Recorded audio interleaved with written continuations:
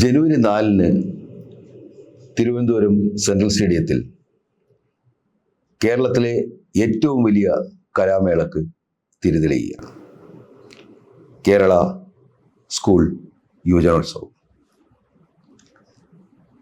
ഈ കലാമേളയിൽ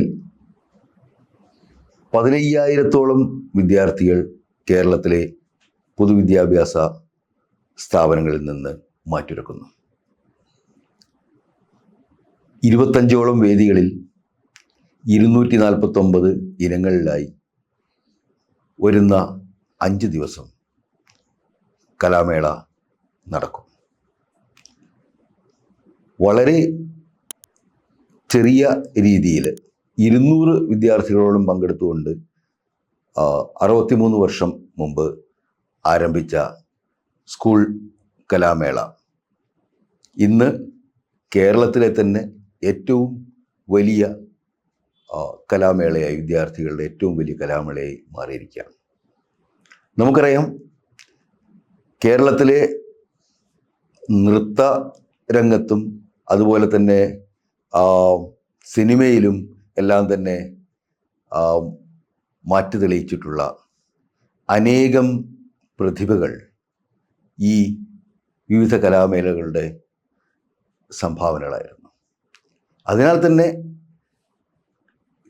സ്കൂൾ കലാമേളകളിലെ പ്രതിഭകളുടെ അരങ്ങേറ്റം വളരെയധികം ശ്രദ്ധയോടെ കലാകേരളം ഉറ്റുനോക്കുന്നു.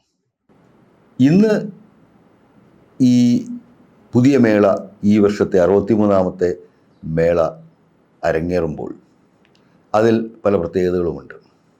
ആദ്യമായാണ് സ്വാഗതഗാനത്തോടൊപ്പമുള്ള നൃത്തശില്പത്തിൽ 3 ഗോത്രവർഗ വിദ്യാർത്ഥികൾ പങ്കെടുക്കുന്നത്. അതുപോലെ തന്നെ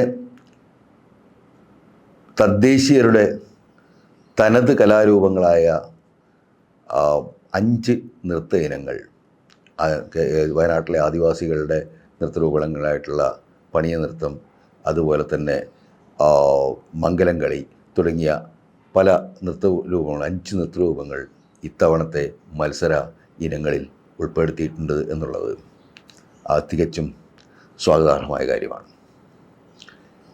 ഇനിയുള്ള 5 ദിവസം ഈ തിരുവനന്തപുരം നഗരത്തെ സംബന്ധിച്ചിടത്തോളം കലാമേളയുടെ ദിനങ്ങളാണ്. ഏകദേശം ഒരു 1,00,000-ഓളം ആളുകൾ ഈ മേളകൾ പങ്കെടുക്കാനായി, 15,000 മത്സരാർത്ഥികളും അവരുടെ കൂടെ വരുന്ന അധ്യാപകരും അതുപോലെ ഈ കലാമേള കാണുവാൻ വേണ്ടി സംസ്ഥാനത്തിൻ്റെ വിവിധ ഭാഗങ്ങളിൽ നിന്നെത്തുന്ന അനേകം കലാപ്രേമികളും ഉൾപ്പെടെ ഒരു വലിയ ഉത്സവമാണ് നാളെ മുതൽ 4-ാം തീയതി മുതൽ തിരുവനന്തപുരത്ത് അരങ്ങേറാൻ പോകുന്നത്.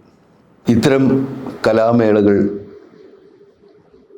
മികവുറ്റതാക്കുക, പിഴ കൂടാതെ സംഘടിപ്പിക്കുക എന്നുള്ള കാര്യങ്ങളെല്ലാം തന്നെ വളരെയധികം അധ്വാനം ഉള്ള കാര്യങ്ങളാണ്.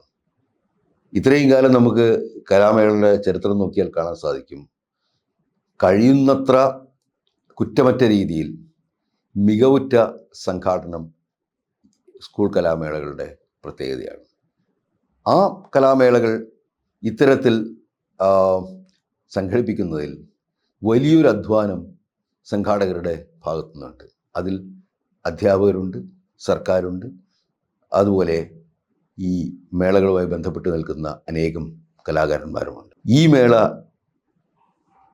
4-ാം തീയതി മുതൽ തുടങ്ങുന്ന ഈ മേള അതുപോലെ തന്നെ നേരത്തെ നടന്ന മേളകളെ പോലെ തന്നെ അങ്ങേയറ്റം ഭംഗിയായി, കുറ്റമറ്റതായി, മികവുറ്റതായി സംഘടിപ്പിക്കാൻ സാധിക്കുമെന്ന് പ്രതീക്ഷിക്കുന്നു.